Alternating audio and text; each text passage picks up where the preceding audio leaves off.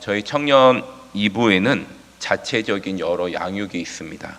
신구약 성경반도 있고 또 큐티 세미나, 기독교 기본 교리, 그리고 제자 훈련 과정도 있습니다.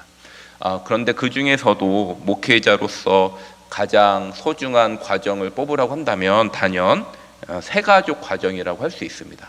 저희 청년 2부 새가족 과정이 총 6주로 되어 있는데요.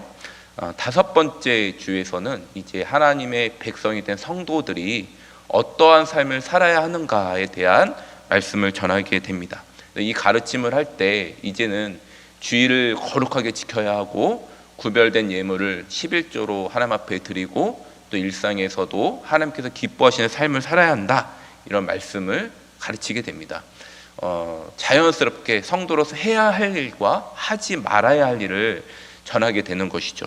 그런데 또 가르치는 목회자 입장에서 해야 될 것과 하지 말아야 될 것을 전할 때 부담이 되기보다는 정말 기대하는 마음과 소망하는 마음이 있습니다. 왜냐하면 이 청년이 앞으로 이런 하나님께서 기뻐하시는 삶을 살아갈 때 이전과 비교할 수 없는 놀라운 축복에 임하게 될 것을, 이루게 될 것을 확신하기 때문에 기쁨으로 이 말씀을, 이 가르침을 하는 것 같습니다.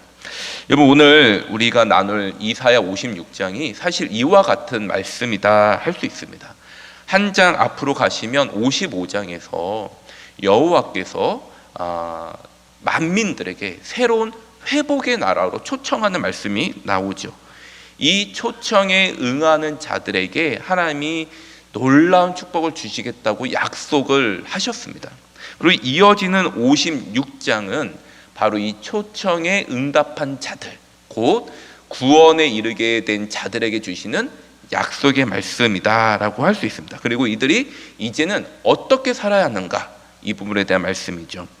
그래서 여러분 56장을 읽어보면 여호와께서 요구하시는 삶의 태도들이 나옵니다. 이런 행위들이 나오는데 이것은 내가 구원받기 위하여 해야 될 행위가 아니라 이미 초청에 응한 하나님의 구원받은 백성들이 마땅히 해야 될 삶의 지침이다라고 할 수 있습니다. 우리 이 전제를 가지고 1절 말씀을 오늘 본문 보시면 여호와께서 이사야를 통해서 직접적인 명령 2가지를 하고 있습니다.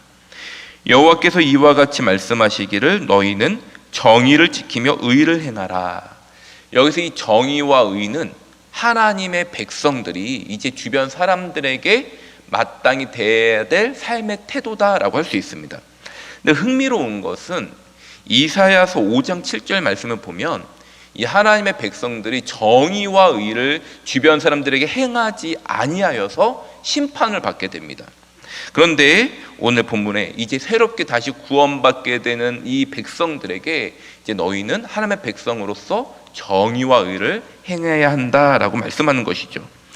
이어지는 2절 말씀 보면 더 구체적인 행위들이 나오고 있습니다. 어떤 말씀들이 있는지 우리 다 함께 2절 말씀을 같이 한번 읽어보겠습니다. 시작. 안식일을 지켜 더럽히지 아니하며 그의 손을 금하여 모든 악을 행하지 아니하여야 하나니 이와 같이 하는 사람, 이와 같이 굳게 잡는 사람은 복이 있느니라. 아멘. 여러분, 이 한글 성경으로 보니까 복이 있느니라 라는 문구가 2절 맨 끝부분에 있습니다. 그런데 히브리어 원어로 보면 순서가 정반대입니다. 복이 있느니라가 2절 맨 앞에 위치해 있어요. 그래서 이것을 직역하면 이렇게 됩니다. 복이 있도다 이것을 행하는 사람이여 라고 선포한 이후에 안식일을 지켜 더럽히지 아니하며 그의 손을 금하여 모든 악을 행하지 말라, 이런 말씀입니다. 이건 분명 하나님의 백성이 된 자들로서 안식일을 지켜야 하고 하지 말아야 할 것들이 있습니다. 여러분, 이것이 성도들로 하여금, 하나님의 백성들로 하여금 짐이 될 것 같지만 사실 이게 짐이 아니라 오히려 이렇게 행할 때 하나님으로부터 참된 복이 있다라는 복의 통로로서 이 말씀을 주신다는 것입니다. 오늘 이제 각자의 자리에서 새벽 예배에 참석하시는 우리 충현의 성도들은 이 새벽 예배에 참석하실 정도면 다들 신실하신 분들이라 주일 성수는 당연히 지켜야 하는 것으로 생각하실 거라 생각합니다. 그런데 이제 막 신앙생활 하시는 초신자들에게는 주일 성수를 지키는 게 생각만큼 쉬운 것이 아닙니다. 큰 부담이 될 수밖에 없습니다. 주일이 되면 이 황금 연휴 아닙니까? 황금 주말이죠. 내가 하고 싶은 대로 여행도 가고 취미 활동도 할 수 있는데 이제 하나님의 백성이 되었기 때문에 주일 성수를 지키고 여행 가는 걸 포기해야 하는 삶이라는 것입니다. 손으로 악을 행하는 건 어떻습니까? 내가 지금까지 나의 욕망대로 나의 정욕대로 하고 싶은 거를 하면서 살았는데 이젠 그것이 하나님께서 보시기에 기뻐하시는 것이 아니라면 포기하는 삶을 살아야 된다라는 것이죠. 여러분, 주말이면 여행 다니고 내가 하고 싶은 욕망대로 하는 삶이 분명 우리에게 기쁨이 되기도 합니다. 즐거움도 줍니다. 그러나 이러한 즐거움과 기쁨은 일시적인 것이고 사실은 거짓된 만족, 거짓된 즐거움이라는 것입니다. 반대로 안식일을 거룩하게 지키고 나의 정욕이 아니라 성령의 소욕대로 하나님께서 기뻐하시는 삶을 살아가는 것은 참된 복과 은혜가 있다는 것이죠. 여러분, 우리가 하나님의 백성으로서 하지 말아야 될 것, 해야 될 것, 이런 짐과 멍에가 있긴 합니다. 그러나 주님께서 주시는 멍에는 무거운 멍에가 아니라 오히려 우리에게 참된 복으로 인도해 주시는 귀한 통로임을 우리가 기억하실 수 있기를 주님의 이름으로 축복합니다. 그리하여 코로나로 참 어려운 이때이지만 더욱더 하나님을 예배하는 일에 힘쓰시고 또한 정의와 의를 행하고 또한 하나님께서 기뻐하시는 삶을 살아감으로써 하나님께서 주시는 참된 복 모두가 누리실 수 있기를 주님의 이름으로 다시 한번 축복합니다. 이어지는 3절에서 7절 말씀은 하나님의 초대에 응답한 이방인들에게 주시는 약속입니다. 이들에게는 어떤 약속이 주어지는지 우리 다 함께 3절의 말씀을 우리 같이 한번 읽어보겠습니다. 3절입니다. 시작. 여호와께 연합한 이방인은 말하기를 여호와께서 나를 그의 백성 중에서 반드시 갈라내시리라 하지 말며 고자도 말하기를 나는 마른 나무라 하지 말라. 여러분, 이스라엘이 혈연 공동체죠. 그러니까 유대인이 아닌 이방인들은 여호와의 언약에서 끊어진 자들이었습니다. 이방인들은 여호와의 언약에서 끊어진 정도가 아니라 태어날 때부터 저주받은 인간들, 영원한 지옥의 땔감으로 사용될 자들이라고 여겨왔습니다. 또한 3절에 나오는 고자들은 어떠한 사람들인가? 신명기 23장 1절에 보니 이렇게 나와 있습니다. 고환이 상한 자나 음경이 잘린 자는 여호와의 총회에 들어오지 못하리라. 즉 고자들은 생식 기능을 완전히 상실해서 어떠한 생명도 기대할 수 없는 자들이죠. 이들은 영적 생명을 맺을 수 없고 하나님으로부터 구원의 소망을 기대할 수 없는 저주받은 인간들을 대표하는 자들이 이 고자였습니다. 그래서 3절 끝부분에 보면 고자들이 말할 때 나는 마른 나무다 이렇게 이야기를 하죠. 하지만 여호와의 구원의 초대에 응한 자들, 여호와와 연합한 이방인들은 어떻게 됩니까? 그들이 아무리 하나님의 은혜에서 제외된 이방인들이라 할지라도 도저히 생명을 맺을 수 없는 마른 나무라 할지라도 여호와께 돌아온 자들, 여호와 연합한 자들은 영원한 생명을 맺게 되고 참된 회복이 있다라고 선포해주고 있습니다. 왜냐하면 하나님이 생명의 근원이시고 참된 회복과 소망의 근원이시기 때문입니다. 여러분, 실제로 이 유대인들의 삶을 한번 생각해 보십시오. 이 유대인들이 바벨론 포로에 지금 포로로서 어떠한 소망도 없습니다. 도저히 정의와 의를 행할 수 없고요, 안식일을 거룩히 지키고 싶어도 지킬 수 없는 자들입니다.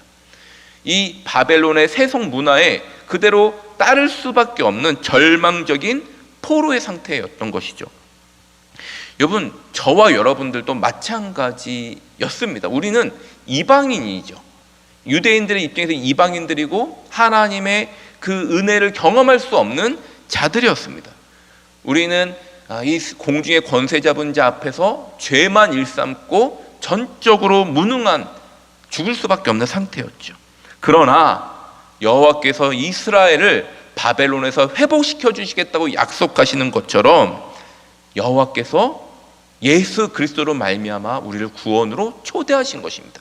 이 초대에 응한 우리 성도들은 이제 하나님을 거룩하게 예배할 수 있고 정의와 의를 행할 수 있고 하나님께서 기뻐하시는 삶을 살며 하나님으로부터 축복과 은혜와 영원한 생명을 얻게 된 것입니다.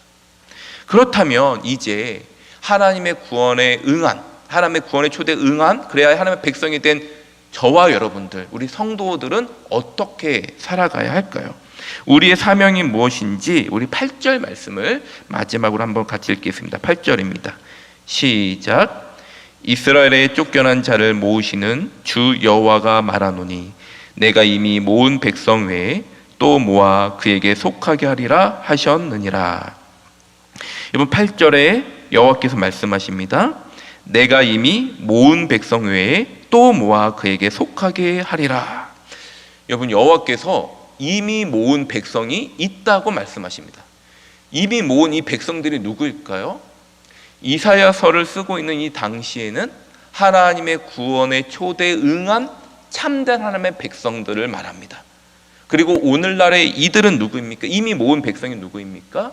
바로 저와 여러분들, 예수 그리스도를 믿음으로 구원에 응한, 구원을 얻은 우리 성도들이 하나님이 이미 모은 백성들이라 할 수 있습니다. 하나님이 이미 이 백성들을 모으셔서, 성도들을 모으셔서 하나님의 집에 영원히 거하게 하신 것이죠. 그런데 오늘 말씀을 보니까 우리 여호와 하나님께서 성도들, 우리들을 불러 모으신 것에 만족하신 것이 아니라 계속해서 말씀하십니다. 내가 이미 모은 백성 외에 또 모아 그에게 속하게 하리라. 아직 하나님이 불러 모을 자들이 남아있다는 것입니다. 사랑하는 여러분, 하나님께서 이 죄악으로 가득한 세상을 심판하지 않는 이유가 무엇입니까? 바로 아직도 주님께로 돌아올, 하나님께서 구원할 영혼들이 남아있기 때문이죠. 여러분 이 사명이 누구에게 있을까요? 이들을 하나님께로 초대하여 하나님의 백성들이 될 수 있도록 복음을 전할 사명이 바로 이미 불러 모아진, 이미 하나님의 집에 거한 저와 여러분들에게 있는 줄로 믿습니다. 바라기는 오늘도 우리가 하루를 살아가는 동안 하나님의 구원받은 백성이라는 기억하며 거룩하게 구별된 삶을 살아가시고 주변 사람들에게 정의와 의, 사랑을 실천하며 뿐만 아니라 우리 주변에 아직도 하나님을 모르는 자들이 있다면 그들을 주님께로 인도하시는 거룩한 하나님의 자녀들 될 수 있기를 주님의 이름을 축복합니다. 바라기는 우리 충현교회가 우리끼리, 우리 안에서 하나님을 예배하는 것을 만족하는 것이 아니라 이 하나님의 마음, 아직도 불러 모아야 될 자들이 많이 있다라는 이 하나님의 마음을 우리가 기억하며 끝까지 구원의 사명, 복음 사명 감당하는 우리 귀한 충현교회 될 수 있기를 다시 한번 주님의 이름으로 축복하며 기도합니다. 아멘.